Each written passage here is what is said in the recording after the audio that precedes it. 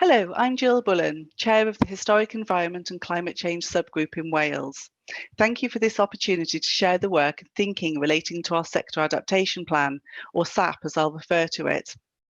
We are already experiencing the effects of a changing climate along the Welsh coastline, a place where there is a wealth of irreplaceable historic and archaeological assets that are visible, buried and submerged.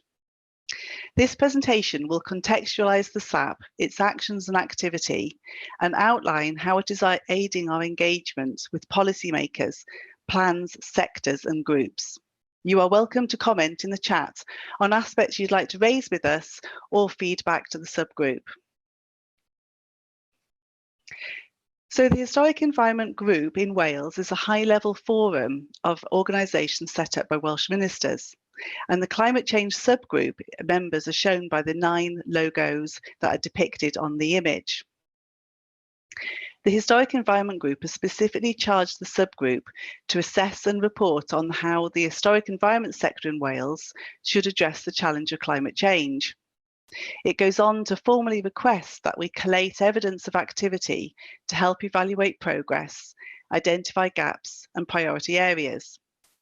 And as a subgroup, we've stepped up to this and we've delivered on the task of producing a sector-based adaptation plan for the historic environment. And through our ongoing work, we are contributing to the climate change and heritage policy agenda as delivered through Welsh Government. So the Sector Adaptation Plan has been about 8 years in the making, since our 2012 Strategic Approach Report to our publishing of it in 2020, which was 1 year after the Welsh Government declared the climate emergency. And so the sector plan identifies the risks and opportunities of climate change for the historic environment in Wales, and it sets out the headline actions that are needed to adapt to the impact of these changes. And it's these headline actions that are core to the adaptation plan. The plan itself covers all the environments of the historic environment, from parks and gardens to industrial landscape and historic landscapes. But the focus today is on coastal and marine environment. So in the detail of the SAP, we've got these 3 overarching objectives: increasing our knowledge, increasing our capacity, and building our resilience. And these are further divided into headline actions, which are 7, as you can see there. And they range from mapping and monitoring the resource to collaborative working and taking action. And then these are further detailed within the SAP itself. So just taking a bit of a visual moment actually to look at the historic assets in the coastal and marine environment, which is extremely challenging. It's often at the mercy of the coastal processes: erosion, deposition, shifting tidal sands, storm surges, which means that assets are often exposed, then covered, exposed again, eroded and lost. And you can see some of the examples here from the historic wrecks that are exposed from the mud to the erosion of promontory forts, listed buildings, and excavations of human burial sites. And what we hope to do is to move from the reactive recording and investigation that often precedes these events through to much more proactive and planned adaptation to help manage these risks. So within the SAP, we have a matrix which covers all the different environments and historic assets. This is an assessment of the likely impacts on historic assets, and it's based on extent, severity and sensitivity. And the evidence base behind this has been the spatial mapping work done by the World Commission on the Ancient Historic Monuments of Wales, but also the UK Climate Projections 2018 and the work from the Strategic Approach. And this sets out the different predicted outcomes of climate change on historic assets and how they factor to the different climate scenarios.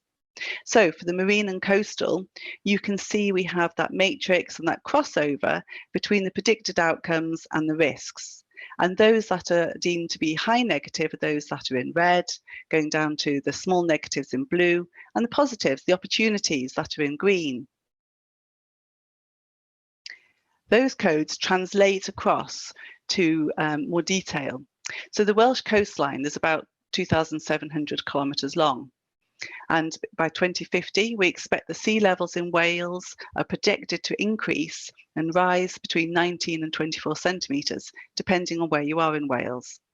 16% of our historic assets are at risk from sea level rise, and 135 scheduled monuments are in that intertidal zone. So you can see why we've got a high negative that relates to the rise in sea levels, which can bring persistent inundation and flooding, and also the impact from management responses, perhaps for more engineered responses to manage retreat. But it's also the frequent high winds and storm surges that can also pose that problem, as seen as a high negative, and the more flooding events. And the damage and the scour and the cleanup and the maintenance and repair that follow on from these, as well as the destabilisation and subsidence. So you can see it's a very complex set of risks. But the ones that are deemed to be perhaps a small negative are migration and proliferation of pests. And in the marine environment, with the increased acidification and warmer temperatures, this poses a particular risk perhaps to historic wrecks. Vegetation growth, prolific vegetation growth, might obscure historic assets. That might require further maintenance and repair, added costs, added maintenance regimes. Changes in lifestyle and leisure patterns, perhaps more development, infrastructure in response to increased visitor pressure, poses risks to the historic environment and perhaps the integrity and character of it as well as erosion and destabilisation from drying out of assets. But also we've mentioned there's the positives, there's some opportunities, and perhaps those very same frequent high winds and storms that can cause damage can also lead to the discovery of new historic assets. As you can see in the top image, this is a pillbox, World War II pillbox, that has emerged from the sand dunes when we didn't know it was there before. And heritage tourism, coastal tourism, contributes the largest proportion to the visitor economy in Wales. There's opportunities perhaps from that, conservation-led regeneration, for example. So those are sort of the risks that we see and how we're going to relate those to adaptation actions. So those adaptation actions have different levels of intervention. And if you see the diagram on the left, you can see at the very lowest level of intervention, it's maintenance and repair. And the image on the right is the coastal seafront in Aberystwyth, where you can see storm surges require frequent maintenance and repair of the assets and the promenade.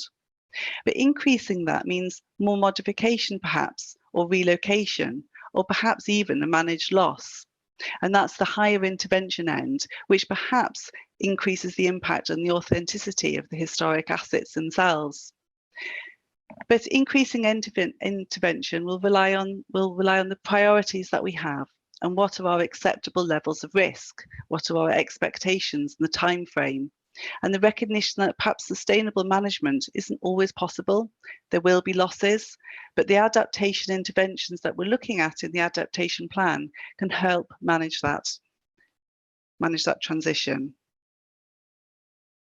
So if that's the adaptation plan, how is it making a difference? How are we trying to integrate it into policies and plans? So if we start with the climate change risk assessment published in 2017, that was our priority climate change risks and opportunities for the UK. And there's a summary report for Wales, which is particularly helpful. And within that, if we look at one of the risks to culturally valued structures in the wider historic environment, we can see that in 2017, they reported that a lack of information on the scale of current and future risks was a research priority. With the adaptation plan being published in 2020, we've certainly risen to that challenge and we're trying to reduce that gap. But we can also see that heritage and coastal zones feature very well. So we can see heritage and coastal zones, marine heritage, historic landscape character. And generally they need more action, research priority. With the climate change risk assessment coming out in 2022, we're really pleased to see that there's likely to be the first inclusion of a climate fact sheet on cultural heritage, and ourselves and others in the other nations are contributing to that. The adaptation plan could have been one of the adaptation plans in Wales that fell by the wayside, but a strong historic environment sector and a determination to make it happen has meant it hasn't. So It's also important to link our SAP to policy and plans. And in Wales, we have a National Climate Change Adaptation Plan, CCW. And within that, there are actions specifically relating to the historic environment. We have our own section, but we also feature within the section on protecting our coasts and seas. And you can see within this that there's a commonality between the adaptation plan for the national one for Wales and the sector one for the historic environment. You'll see that both link to knowledge, capacity and resilience. So we have that integration at that level. Also important is that we have a member representation on the core internal adaptation group for that national plan. And that's particularly important because it gives us the opportunity to raise risks, input our thinking and expertise, report on our monitoring and activity, and ensure that the historic environment is considered alongside other policy areas, such as the marine, health, ecosystems, and agriculture. We don't want to be seen in isolation, and it won't be effective if we are. So without the SAP, we would have had less of an into that national adaptation plan. We also do a lot of energy on reaching across sectors. It's important to broaden our reach. Success cannot be achieved alone. It's not just down to the subgroup. It's about all our partners and all our sectors working together. And that success and seeing the success can take a long time, and that doubt can create barriers. But we've seen from the organisations that have stepped up and responded to consultation workshops and online consultations that there's a real positivity of trying to contribute to this agenda. It's important that we can embed in cross-sector policies and plans, and that relies on opportunities being created, and that's by you and me and the people that might listen to this. And it's a plan. And a plan's great, but it must also do. So those actions need to deliver. And in doing that, we need to raise awareness and inspire others and connect well with other networks. Examples are Fit for the Future, the Climate Heritage Network, and the Historic Environment Adaptation Working Group at the UK level, and using opportunities like Twitter to try and get our messages across. So all of us have a vital role in implementing these actions, but it is really essential that others, other than us listening here, pick up and implement the plan. So evidence of our activity. We have a monitoring and evaluation framework. It sets out how we're going to monitor that progress and link across to not only the SAP actions, but the National Adaptation Plan for Wales. We'll have 3 interim reports of activity, 1 evaluation report, which will go to Welsh ministers, and then we'll update the plan. Our first call for evidence over the winter just now, we've had 17 different organisations respond and over 90 evidence entries.